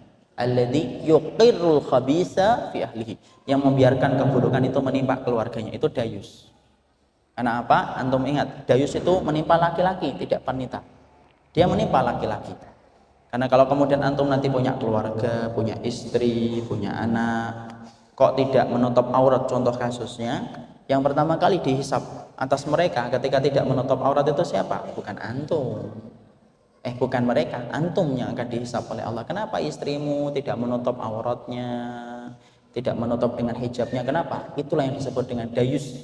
Salah satu laki-laki yang paling dibenci oleh Allah sampai Allah tidak bertatap muka dengan pemilik sifat dayus. Habis kajian, ngikutin saya. Kemudian nangis, nangis dia. Kemudian dia menyampaikan kepada anak, Ustaz, saya punya istri yang tidak kunjung menutup auratnya. Bagaimana sikap saya? Dia bilang sabar. Mungkin istri antum belum memahami. Sabarlah. Terus dia nangis. Akhirnya saya memberikan apa yang bisa saya bagikan untuk beliau. Setelah itu saya naik kemudian pulang menuju kepada perjalanan berikutnya. Saya merenung dalam perjalanan itu. Ikhwan tadi, kalau tidak ngaji, kira-kira dia nangis atau tidak nangis? Enggak lah. Mungkin dia biasa aja. Kenapa? Dia tidak paham bahwasanya dayus itu akan menjadikan dia dimurkai oleh Allah. Mungkin dia santai. Berapa banyak laki-laki hari ini istrinya tidak menutup hijab dan tidak menutup aurat, anak-anaknya memperlihatkan aurat sampai lekuk tubuhnya kelihatan. Lalu kemudian apa? Bapaknya santai aja, suaminya seneng. Kelihatan kan istri saya cantik, rambutnya hitam, ikal. Kenapa? Ya dia belum paham. Coba kalau ikhwan tadi yang nangis akhi, antum lihat dia ketika dia belum ngaji, kira-kira nangis atau tidak nangis? Tidak nangis dia. Tapi justru air matanya tumpah itu kapan? Setelah dia ngaji, dia paham, dia dengar, malah justru kemudian apa? Nangis. Kadang-kadang ngaji itu menjadikan kita yang dulunya nggak nangis jadi nangis. Yang menjadikan dulunya tidak sedih jadi sedih. Kenapa? Akhirnya kita memikirkan, loh terlalu banyak kesalahan kita ketika terkoreksi dengan ilmu yang kita dapatkan. Itulah beratnya pengajian. Karena ngaji itu bukan membenarkan apa yang kita pelajari, tapi ngaji itu untuk meluruskan apa yang salah dalam kehidupan kita. Makanya maaf ya, kalau dalam setiap kajian tiba-tiba ada yang tersindir, itu bukan ustadznya kenal antum dan nyindir antum secara khusus. Ustadznya juga nggak kenal antum juga. Tapi kemudian ketika itu disampaikan, karena pada dasarnya ilmu itu mengkoreksi kita. Makanya disitulah kita butuh kesabaran, ngikutin apa yang disebut dengan kebenaran ketika kita meminta sama Allah. Bahkan antum tahu, tidak ada doa yang pertama kali kita sebutkan di dalam Al-Quran kecuali apa? Doa meminta hidayah, petunjuk jalan yang lurus. Dan kita ulang-ulang dalam sehari 17 kali, itu pun yang wajib tok. Bahkan doa ini merupakan doa yang pertama kali disebutkan dalam Al-Quran, ihdinas siratal mustaqim. Antum tahu yang dinamakan siratal mustaqim itu apa? Abdullah bin Mas'ud ketika beliau ditanya, ma huwa siratal mustaqim? Siratal mustaqim itu apa sih? Abdullah bin Mas'ud kemudian mengatakan, alladzi tarakana alaihi Rasulullah wa ashabu. Yang ditinggalkan Nabi dan para sahabat itulah yang disebut dengan jalan yang lurus. Dan jalan di situ itu tidak gampang. Makanya sabar di situ. Sulit. Dan banyak ujiannya, akhi. Karena kita tidak menjamin bahwasanya apa yang kita dapatkan akan menjadi sesuatu yang kita pegang sampai hari esok. Berapa banyak tadi saya katakan orang yang awalnya itu bertabur dalam iman, tapi kemudian di akhir kehidupan itu minus dari iman. Saya dapat kisah nyata dari bapak saya. Bapak saya itu kenal seorang dai. Sama-sama seorang dai. Kemudian mendapatkan ujian yang kurang lebih hampir sama dengan orang tua saya. Bapak saya mendapatkan ujian anak pertama dan yang kedua, Down syndrome. Kemudian temannya ini mendapatkan ujian anak pertamanya buta, anak kedua buta, anak yang ketiga buta, anak yang keempat buta, empat-empatnya anak itu buta. Antum tahu kan, tidak ada orang tua yang bayangkan bahwasanya dia akan mendapatkan seorang anak yang tidak normal. Setiap orang tua ketika mendapati istrinya mengandung itu harapannya pasti indah tentang anaknya. Anaknya putih, lucu, imut. Marmut itu berarti. Kemudian itulah yang diharapkan, dapatkan anak yang sehat. Tapi apalah daya, Allah menitipkan ujian kepadanya, karena memang angin tidak bertiup sesuai dengan kehendak hati. Anaknya ternyata buta. Apa yang terjadi akhi? Murtad. Padahal seorang dai, seorang mubalik. Akhirnya dia tinggalkan sholat, dia tinggalkan puasa, dia tidak mau melaksanakan ibadah. Kerjaannya itu hanya duduk saja. Setiap ada orang sholat dilihatin saja. Bahkan kemudian kadang-kadang datang ke musola tempat dia pernah ngisi, datang ke masjid yang dia pernah khutbah Jumat. Kadang-kadang dia nyindir kepada orang yang berdoa. Kalian itu doa sama siapa? Sama Allah lah Pak Yai. Allah itu tidak ada. Saya berdoa dapetin anak itu satu aja yang normal, empat-empatnya dikasih buta. Berarti Allah itu tidak ada. Sia-sia kalian itu berdoa semacam itu. Lihat. Disitulah kita ngambil pelajaran apa? Masya Allah, ujian orang yang beriman itu berat ketika setelah mendapatkan ilmu. Makanya sabar dalam taat itu diantara hal yang penting saya tekankan itu apa? Sabar ketika kita telah mendapatkan cahaya kebenaran. Makanya Masya Allah ikhwan. Makanya ketika kalau kita sudah mendapatkan ini, maka sikap yang kita lakukan itu apa? Sabarkanlah jiwa kita ketika berjalan di atas kebenaran. Bukan berarti ketika antum berjalan di atas kebenaran kemudian antum galak, ketus. Kadang-kadang saya heran itu sama orang yang ketika baru ngaji tapi galaknya, Masya Allah. Itu ketika ngaji itu makan berapa cabai sih? Ngomongnya ketus, seakan-akan sudah ribuan kitab dipelajari itu. Tidak paham tentang perbedaan para ulama, ngomongnya macam-macam itu. Ngajinya sekali dalam sepekan tapi menghujatnya 100 orang dalam sepekan. Apa itu? Bukan berarti kemudian setelah kita memegang kebenaran kemudian menjadikan kita ketus, enggak lah. Tapi di situ kita paham, sabar. Ketika kita meminta, sabarkan jiwa kita. Setelah sabarnya kita menghadapi orang tua itu apa? Sabarkanlah diri kita bersama. Ketika kita menempuh jalan kebenaran, bahwasanya jalan kebenaran itu cuma satu, jalan yang ditinggalkan Nabi dan para sahabat dan tidak bisa ditawar dengan ajaran yang lainnya. Dan disitulah kita paham, itulah sabar yang pertama, sabar ketika kita melakukan ketaatan. Maka mintalah kepada Allah kesabaran itu, karena sesungguhnya kesabaran dalam dua perkara itu menempati posisi yang paling tinggi di antara sabar-sabar yang lainnya. Itu yang pertama. Sekarang kita bahas sabar yang kedua. Sabar yang kedua, akhi, yaitu adalah sabar ketika meninggalkan larangan. Sabar ketika meninggalkan larangan, sebelum kita membahas tentang ini, kita harus paham dulu. Larangan itu ditetapkan oleh Allah, diterangkan oleh Syekh Shalih Al-Munajjid di dalam Al-Kabair allati istahana biha an-nas, disampaikan. Sabar ketika meninggalkan larangan itu dimulai dengan kita harus paham kenapa larangan itu diletakkan oleh Allah. Allah itu meletakkan larangan bukan berarti Allah itu mengambil kemerdekaan kita sebagai seorang makhluk, enggak. Tapi Allah ketika menetapkan al-muharramat, larangan dalam kehidupan kita, kita harus paham larangan itu tidaklah ditetapkan oleh Allah sebagai pembatas. Karena setiap ketentuan Allah itu ada batasannya, dan batasan-batasan Allah itu adalah larangan-larangannya. Tidaklah Allah meletakkan larangan kecuali satu, Allah ingin memberikan kebaikan dalam hidupnya kita. Antum biasanya kalau ke Tawangmangu, biasanya kemudian di pinggir-pinggir jurang itu dipasang pagar-pagar pembatas. Kenapa petugas marka memasang itu? Supaya antum paham ketika menjadi pengemudi, jangan ngelewatin pagar itu. Di balik pagar itu ada jurang yang dalam. Makanya Allah ketika meletakkan larangan itu apa? Allah memberikan banyak kebaikan, dan Allah bukanlah zat yang ingin mendolimi kehidupan hambanya. Kenapa saya sampaikan kayak gini sebelum saya menjelaskan sabar terhadap larangan? Karena banyak orang itu kadang-kadang ketika baru ngaji, kadang-kadang suka protes. Anak itu setelah ngaji kok dikit-dikit dilarang, itu ndak boleh, itu ndak boleh. Padahal dulu sebelum ngaji kehidupan saya merdeka itu. Padahal kemudian larangan itu diletakkan untuk apa? Untuk memuliakan kita. Tidak ada larangan itu yang kemudian ingin menyesuaikan kita, tidak ada. Makanya antum perhatikan, setiap larangan diletakkan oleh Allah kecuali memberikan kemaslahatan. Orang yang rewel ketika dilarang itu sama dengan anak kecil ketika dilarang orang tuanya ketika dia tidak paham. Antum lihat saja anak-anak kecil biasanya, maaf ya, ini contoh di situ tuh. Biasanya ada anak kecil bermain-main di tingkat kedua, misalkan di situ. Orang tuanya ngambil. Biasanya apa yang dilakukan sang anak ketika kebiasaannya itu diganggu? Marah dia, nangis dia. Kalau bahasa Jawanya gembor-gembor, bengok-bengok. Dia memarahi ibunya dan memarahi bapaknya gara-gara mengambil kemerdekaan dia ketika lagi bermain-main di pinggir pagar. Dia tidak paham anak itu. Kalau kemudian tidak diambil, yang terjadi apa? Anak itu akan jatuh. Anak itu akan jatuh.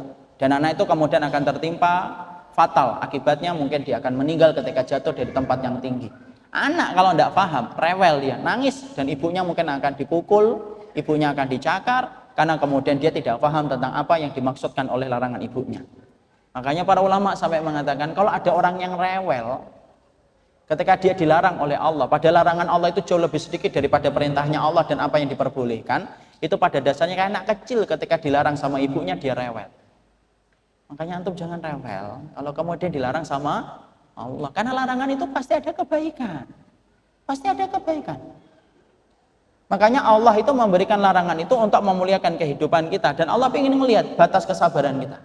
Makanya setelah kita paham bahwasanya larangan itu tidaklah bermaksud kecuali memberikan kebaikan dalam hidup kita.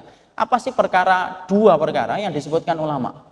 Perkara yang banyak orang tidak sabar ketika meninggalkan larangan itu apa? Padahal larangan itu banyak.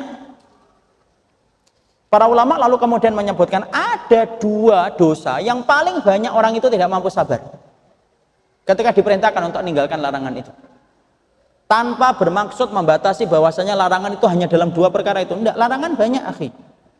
Tapi para ulama, Abdul Badawi Al-Khalafi dalam kitabnya Ahbabullah itu menyampaikan ada dua larangan yang dilihat oleh beliau yang paling banyak orang itu tidak mampu sabar ketika menghadapi larangan itu. Apa itu yang pertama? Yang pertama yaitu adalah larangan untuk meninggalkan zina dan menjauhi zina dan membenci zina. Makanya kemudian Imam Ibnu Qayyim mengatakan dua perkara yang banyak manusia tidak sabar di atas larangan itu, yaitu adalah dosa yang dilakukan oleh mulut dan dosa yang dilakukan oleh syahwat. Dosa yang dilakukan mulut itu apa? Makan. Dan dosa yang dilakukan syahwat itu apa? Yaitu adalah berzina, makan dari harta yang haram, dan syahwat itu adalah dengan zina. Nah, kita akan sebutkan tentang dua perkara ini. Makanya kemudian kita akhirnya lihat, inilah dua larangan yang kemudian antum diperintahkan untuk sabar sebagaimana saya diperintahkan untuk sabar. Dan kita mulai dari larangan tentang masalah zina. Dan kita harus paham. Antum tahu ikhwan, Zina itu bukan perkara ringan. Dan kedudukan orang yang mampu meninggalkan zina itu kedudukannya besar banget di sisi Allah. Makanya antum perhatikan perkataan dari Syekhul Islam Ibnu Taimiyah. Allah ketika melihat Yusuf ditimpa dengan dua perkara yang diminta dengan kesabaran. Yang pertama, ketika Nabi Yusuf diperintahkan sabar ketika dibuang oleh 11 saudaranya. Nabi Yusuf harus sabar ketika dibuang di sumur tua sampai menjadi budak di Mesir. Dan yang kedua, sabarnya Yusuf ketika digoda oleh istri sang raja. Lihat akhi, apakah Allah banyak memuji Nabi Yusuf ketika beliau sabar menghadapi ujian diperlakukan semena-mena oleh saudaranya? Allah tidak banyak memuji Yusuf dalam perkara itu. Tapi Allah banyak memuji Yusuf di mana? Allah banyak memuji Nabi Yusuf ketika Nabi Yusuf mampu sabar ketika menghadapi godaan istri sang raja ketika menggoda hatinya. Setelah Syekhul Islam Ibnu Taimiyah itu mengatakan apa? Sabar dalam larangan meninggalkan zina itu jauh lebih besar daripada sabar ketika menghadapi ujian dalam hidup. Kenapa kita sampaikan tentang masalah zina? Akhi, antum masih muda. Dan tidak ada perkara yang hari ini dihalalkan oleh orang kecuali salah satunya adalah zina. Makanya Nabi mengatakan akan kembali dihalalkan kepada umatku. Umatku akan kembali menghalalkan sutra, alat musik dan kemudian zina. Dan hari ini kita hidup pada zaman itu. Makanya sampai Rasulullah mengatakan la tattabi'anna sunana man kana qablakum shibran bi shibrain dira'an bi dira'in hatta law ishtarastumuhu fit tariqi la fa'altumuh. Sampai Nabi mengatakan akan datang satu zaman umatku akan ngikutin gaya kehidupan sejengkal demi sejengkal, setahap demi setahap dari kehidupan Yahudi dan Nasara, sampai ketika Yahudi dan Nasara memperlihatkan bagaimana cara berzina di pinggir jalan, umatku akan setia untuk melakukan perbuatan itu bagaimana berzina di pinggir jalan. Sampai hari ini lumrahnya orang berzina itu tidak di balik pintu tetapi di depan pintu ketika disaksikan banyak orang. Pada antum tahu, ayo kita bedah masalah zina. Sebelum kita membedah masalah zina, supaya ini memberikan ketakutan kepada kita, kita bedah dulu yang namanya homo. Tidak ada hukuman hudud yang paling berat dirasakan manusia dalam pelaksanaannya kecuali dalam dua perkara. Hukuman hudud bagi pelaku homo dan hukuman hudud bagi pelaku zina. Antum tahu homo? Homo itu hududnya berat. Makanya kemudian pernah terjadi dalam sirah pada zaman Abu Bakar radhiyallahu anhu. Khalid bin Walid yang diperintahkan oleh Abu Bakar untuk memerangi nabi palsu, Musailamah al-Kadzdzab yang berpusat dan kumpul di Yamamah. Maka Nabi perintahkan Khalid bin Walid untuk menyerang mereka dan menjadikan mereka kembali dari kemurtadan mereka ketika ngakuin nabi palsu. Khalid bin Walid melewati satu tempat, di situ ada kawin laki-laki dengan laki-laki. Ditangkap sama Khalid bin Walid. Dan dia nggak ngerti ini hukumnya gimana. Ditulis kurir, suruh kemudian ke Madinah untuk bertanya kepada Abu Bakar, Khalifah Amirul Mukminin, gimana hukuman bagi pelaku homo yang ditangkap olehnya. Kurir itu datang kepada Abu Bakar. Kemudian ini Abu Bakar tidak langsung mengambil sikap. Kenapa? Tidak ada sekelompok manusia yang paling hati-hati ketika memberikan fatwa kecuali para sahabat. Dikumpulkan para sahabat-sahabat besar, rapat. Gimana ini? Khalid bin Walid habis nangkep dua orang yang kawin homo. Kemudian para sahabat menyampaikan hujahnya masing-masing. Di antara hujah yang disampaikan adalah hujahnya Ali bin Abi Thalib. Tidak ada hukuman bagi mereka kecuali dibakar. Ibnu Abbas mengatakan tidak. Sesungguhnya hukuman bagi mereka itu tidak dibakar. Hukumannya apa? Hukumannya dibawa ke tempat yang tinggi. Karena kemudian mengambil kisahnya sebagaimana kaumnya Nabi Lut. Kaumnya Nabi Lut itu gimana, akhi? Dibawa ke atas oleh para malaikat sampai terdengar suara lolongan anjing mereka yang ketakutan. Terus dibalik oleh Allah, oleh para malaikat, dihempaskan ke tanah, dilempari batu dari atas. Ibnu Abbas radhiyallahu anhu kemudian berkata, itu berarti hukumannya dibawa ke tempat yang tinggi. Dibawa ke tempat yang tinggi, lalu kemudian di antara tempat yang tinggi itu kemudian dijorok, kemudian didorong. Kemudian setelah didorong, dilempari batu. Kalau Jogja ini tempat yang paling tinggi mana? Mana? Merapi. Merapi, bawa Merapi. Kalau di Jakarta gampang, bawa ke Monas. Jorokin, kemudian jatuh, dilempari batu. Dan antum tahu, hukuman hudud bagi pelaku homo tidak boleh ditutup dari masyarakat yang harus menyaksikan kisah itu. Hukuman potong tangan bisa ditutup.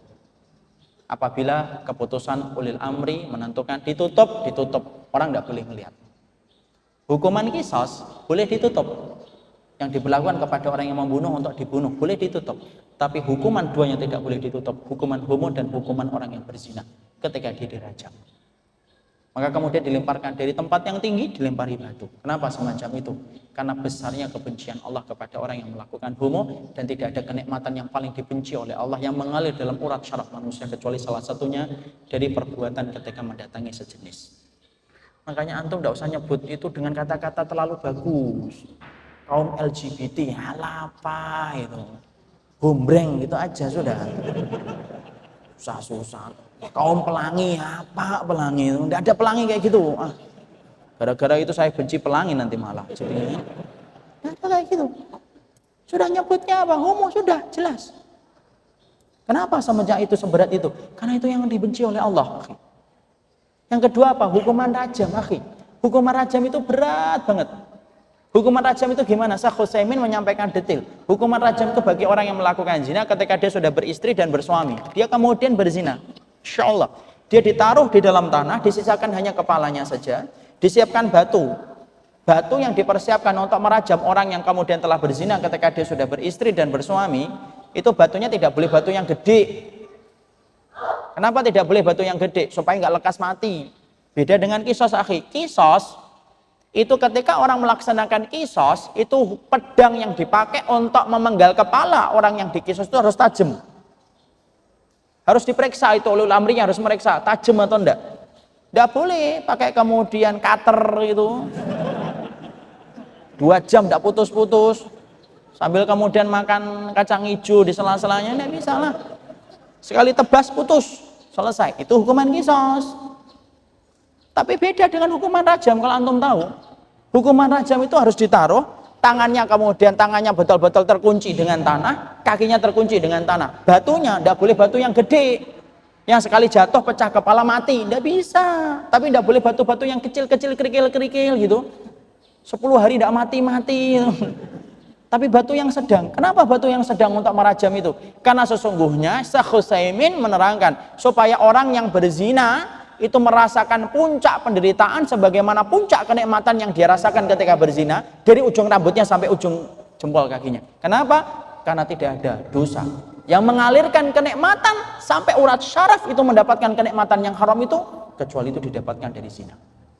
Dan hukumannya tidak main-main, dibalas dengan hal yang sama, penderitaannya pun sama dari ujung rambut sampai ujung jempol. Emang dikira gampang apa zina itu? Dikira alah cuma zina, alah cuma begituan doang. Itu di hadapan Allah. Makanya kemudian tidak ada perkara yang paling najis di atas muka bumi ini kecuali apa? Keluarnya air laki-laki sebelum terjadi akad ijab kabul yang resmi. Dan tidak ada rahim yang paling najis di atas muka bumi ini kecuali rahim yang kemudian dibuka untuk seorang laki-laki yang belum menghalalkan dirinya di hadapan Allah. Paling najis itu rahimnya. Makanya hukuman bagi orang yang berlaku zina itu hukumannya berlaku walaupun dia bertaubat. Misalkan ada orang laki-laki dan perempuan A dan C nikah, A dan B zina, lahir C. Maka kemudian walaupun A dan B ini kemudian bertobat, tidak merubah konsekuensi yang berlaku kepada C. Apa itu? Bapaknya tidak bisa menjadi wali nikahnya. Tidak bisa mewarisi, tidak bisa nasab kepada bapaknya. C bin A, tidak boleh. Saya sudah tobat terus tidak bisa. Itu konsekuensinya. Nikmatnya 5 menit, seumur hidup harus membalas. Makanya ketika saya nyampaikan kajian tentang zina, ada salah satu bapak-bapak ketemu saya habis kajian nangis. Cerita, saya punya anak, salah satu putri saya kelas 3 SMP, Ustaz. Itu saya kemudian dulunya saya berzina dengan ibunya. Ibunya sekarang jadi istri saya. Kalau ntar lagi nikah gimana? Saya sudah tobat.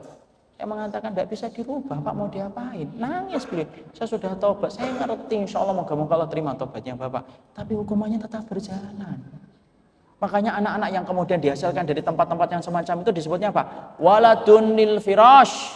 Anaknya tempat tidur yang terjadinya tumpah zina itu. Tidak bisa diinikan. Kenapa? Pesannya kelakuan itu. Makanya sabar terhadap perkara zina itu tidak main-main.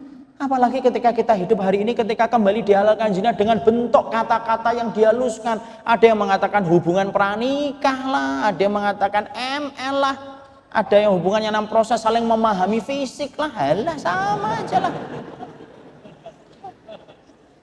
Saya punya kamus saja. Ya memang begitu dari dulu ngomongnya, makanya nggak dikatakan zina kan. Sekarang dulu WTS disebutnya, sekarang apa PSK, kalau nggak disebut PSK apa? Kupu-kupu malam. Nggak ada lah hubungannya tetap. Bapak pezina tidak disebut bapak pezina. Sekarang ngetren bapak biologis. Alah, apa itu? Zinahi. Makanya tidak main-main kalau orang itu sudah sampai melakukan zina. Ketika tidak sabarnya seseorang dalam perilaku zina, wallahi itu akan dibayar. Makanya sampai-sampai dikatakan oleh kata-kata hikmah, az-zina dainun wa qadauhu fi ahlihi. Sampai kemudian para ahli hikmah dari zaman salafus saleh itu mengatakan zina itu utang. Makanya nanti akan dibayarkan melalui anak keturunannya kalau dia tidak bertobat. Antum berzina dengan seseorang, antum bayar cash itu dengan anak-anak yang kemudian antum akan dizinai orang. Kalau tidak lekas bertobat. Makanya Imam Syafi'i rahimahullahu ta'ala, tidaklah beliau mendengar satu dosa sampai berubah warna wajahnya kecuali tentang zina. Sampai beliau mengatakan az-zina, az-zina, zina. Zina itu laknatnya sampai tikus di dalam lubang rumah itu akan mendapatkan laknat dari orang yang berzina di dalam rumah itu sampai mereka bertobat. Tidak main-main. Makanya tidak ada perkara yang paling Allah mudahkan itu kecuali nikah kan? Nikah itu Masya Allah digampangkan oleh Allah. Kenapa? Supaya nggak terjadi zina. Antum dapatkan syariat yang paling mudah dalam pernikahan itu apa? Islam. Paling mudah ngatur. Sampai wanita diperintahkan sederhana dalam mahar. Ya kan? Mahar itu tidak perlu mahal-mahal. Tabungan antum cuma 1 juta, maharnya 5 juta. Nah, kapan nikahnya? Makanya ringan. Coba antum perhatikan hukum nikah itu. Akad nikah, ijab qabul, kemudian ada ijab qabul, ada walinya sang putri, ada 2 saksi, selesai. Tidak pernah kita dapatkan sebuah syariat yang menggampangkan pernikahan itu kecuali Islam. Kenapa kok digampangkan itu? Karena supaya menghindari dari zina. Ketika kita diperintahkan untuk sabar. Makanya tidak ada hukum yang paling detail ngatur hubungan laki-laki dan perempuan kecuali apa? Yaitu adalah hubungan laki-laki dan perempuan itu diatur dalam Islam. Kenapa? Karena Islam itu menjaga ketat supaya orang itu tidak terjadinya zina. Antum tahu nggak hubungan yang muamalah yang paling detail diatur dalam Islam itu? Hubungan laki-laki dan perempuan. Sampai kemudian masalah memegang kulitnya tidak boleh. Sampai kemudian antum jalan di belakang perempuan itu tidak boleh, akhi. Makanya sampai disebut kata-kata hikmah, cukuplah laki-laki itu aib ketika dia jalan di belakang wanita. Kenapa? Setan itu nempel pada belakangnya wanita, akhil karim. Coba, sampai ngatur hubungan antum jalan itu diatur dalam Islam bagaimana mengatur hubungan laki-laki dan perempuan. Makanya antum kalau jalan di depan antum ada akhwat, jangan malah lama-lama di belakang, disusul. Lah akhwatnya sadar kalau di belakangnya ada ikhwan. Kalau tiba-tiba ikhwannya mempercepat langkah, jangan cepat-cepat GR, ikhwannya ngejar kita, enggak. Sorry lah ya. Itu dia karena ngerti sunnah. Loh, sampai sedetail itu ngatur hubungan laki-laki dan perempuan. Kenapa sampai sedetail itu ngatur? Ya karena kemudian ditutup dari zina itu. Dan ingat ini ikhwan, zina itu tidak instan, tapi zina itu adalah proses yang lama. Proses yang lama. Makanya antum kalau sudah kenal sama orang istikharah, cepatlah nikah. Karena apa yang kita khawatirkan zina, ikhwan. Orang yang sabar terhadap perkara zina itu menduduki kedudukan yang besar di hadapan Allah. Hari ini Masya Allah lakinya sabar, perempuannya tidak sabar. Coba. Makanya kalau kemudian kita tidak menghalalkan segera di hadapan Allah, maka itulah yang kita khawatirkan. Makanya sampai ulama mengatakan apa? Sabar dari perilaku zina merupakan sabar yang besar. Kedudukannya nomor 2, sabar ketika meninggalkan larangan. Itu yang kedua. Sabar yang kedua. Sudah dikasih 10 menit. Ini pun 15 menit yang lalu. Ya sudahlah, nggak apa-apa. Memang belajar itu tidak bisa instan. Tidak apa-apa, tapi yang jelas bahwasanya disitulah kita paham. Sabar itu bukan hanya dalam perkara, yaitu adalah ketika kita menghadapi musibah, tapi ternyata sabar itu spektrumnya besar. Sabar yang pertama itu sabar dalam ketaatan. Dan sabar ketaatan itu saya wakilkan 2. Yang pertama yaitu adalah sabar menghadapi orang tua, terutama anak laki-laki, ikhwan saya katakan. Antum, berapapun istri antum kelak, berapapun anak antum tetap menjadikan, antum tetap menjadi anak dan pintu surganya antum bukan ke istri tapi surganya antum kepada bapaknya dan ibunya. Kecuali perempuan. Perempuan sebelum nikah pintu surganya ibu dan bapak. Perempuan ketika sudah nikah tidak ada pintu surganya kecuali adalah suaminya. Makanya antum carilah seorang wanita yang mampu membantu antum untuk membuka pintu surga antum bersama orang tua antum. Karena apa? Anak laki-laki pintu surganya tidak pernah berubah sampai dia mati, yaitu adalah kepada orang tuanya. Sabar yang kedua yaitu adalah sabar ketika kita mendapatkan ilmu yang benar. Sabar meninggalkan larangan itu dua. Sabar yang pertama yaitu sabar ketika antum menahan diri dari zina. Prosesnya segerakan. Antum kalau kemudian berkata saya belum punya apa-apa, yang ngasih rezeki Allah, bukan antum. Sabar yang kedua dari riba, saya sampaikan. Antum tahu, singkat saja, tidak ada harta yang paling najis di atas muka bumi ini kecuali harta yang didapatkan dari riba. Antum tidak usah bangga kalau tiba-tiba ditawari profesi di sebuah lembaga-lembaga riba. Karena biasanya anak-anak mahasiswa itu senang banget kalau kemudian tiba-tiba mendapatkan tawaran di lembaga-lembaga ribawi. Antum tahu nggak harta ribawi itu? Sampai harta ribawi itu, para ulama aja berbeda pendapat bagaimana menyikapi harta ribawi. Sebagian ulama mengatakan boleh dimanfaatkan harta ribawi kalau orangnya bertaubat, tapi dalam perkara yang tidak dimakan. Terus gimana? Perkara ditempatkan dalam perkara najis, bangun sapi tank, pagar, jalan yang diinjek-injek, nah itu pakai harta ribawi. Itu sebagian ulama. Sebagian ulama mengatakan tidak boleh dimanfaatkan. Kenapa? Karena tidak ada harta yang paling najis dipandang oleh Allah sampai Allah permaklumkan perang terhadap harta itu kecuali harta yang didapatkan dari riba. Kalaupun sebagian ulama ada yang mengatakan boleh memanfaatkan, itu disejajarkan dengan kotoran manusia. Kenapa? Saking najisnya harta itu di hadapan Allah. Makanya sabar terhadap riba. Jangan sampai ketergesa-gesaan antum mendapatkan rumah, motor, dan mobil menjadikan antum mengambil jalan pintas dengan cara riba. Kalau mobil itu miliknya antum, datang dengan cara yang Allah persiapkan. Tapi kalau kemudian antum mempersingkatnya dengan cara riba, wallahi mobil antum menjadi mobil yang paling najis di hadapan Allah Subhanahu wa taala. Makanya sabar terhadap riba merupakan sabar yang banyak kaum muslimin tidak mampu bersabar ketika meninggalkan zina, ketika meninggalkan riba. Insyaallah garis besarnya semacam itu, dan semoga antum memahami sabar yang banyak orang tidak mampu bersabar darinya, yaitu adalah dua. Sabar yang berkaitan tentang mulut, yaitu harta ketika tidak sabar menghadapi riba, dan yang kedua, sabar ketika antum mendapatkan syahwat ketika godaan zina itu datang. Barakallahu fikum, semoga antum anak-anak muda yang saya lihat di sini, habis ini langsung cari siapa yang layak menjadi istrinya, telepon bapaknya, dan kalau ditolak biasa. Nangis Ustaz, ya bolehlah sesekali. Kalau dia lewat perih hati saya, ya sesekali boleh. Tapi cepat ganti, cepat nikah. Allah yang akan mengkayakan antum dan Allah yang akan memberikan rezeki sama antum. Barakallahu fikum, ini ada apa saya sampaikan. Masih banyak yang harus kita sampaikan. Ini ibaratnya mau ke Jogja, saya baru sampai di Bandara Cengkareng. Jadi masih panjang sebenarnya. Tapi kalau kita panjangkan mungkin sampai asar pun tidak akan selesai. Kita akan lanjutkan dengan tanya jawab. Semoga Allah memberikan kebaikan atas apa yang kita pelajari.